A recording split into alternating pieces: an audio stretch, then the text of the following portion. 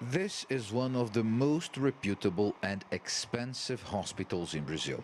It's out of reach for the vast majority of Brazilians, but like other top medical centers here, it's been attracting a growing number of foreign patients. Medical tourism is growing worldwide, and Brazil wants a bigger chunk of this market. Health services have been grown a lot throughout the years.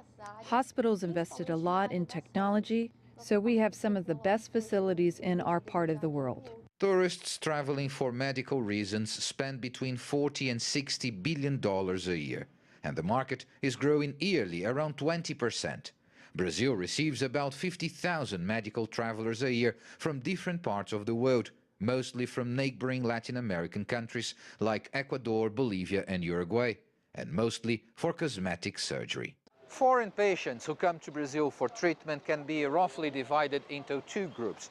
There are those from rich countries, mainly Europeans and North Americans, who come here because medical procedures are cheaper.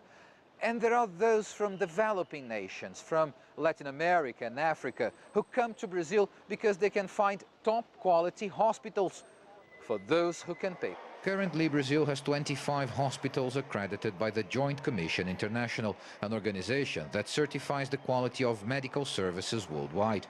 São Paulo is the most sought-after destination. We have an occupancy rate between 80% and 100% in the 8 JCI accredited hospitals of Sao Paulo. So this is actually something that has to be sorted. This health system needs to be expanded if we are to grow in medical tourism. Brazil is still far from able to provide quality health care for most of its people, but in yet another reminder of this country's stark income inequality, Brazil has become a popular destination for wealthy foreigners looking for good medical services. Paulo Cabral, CCTV, São Paulo.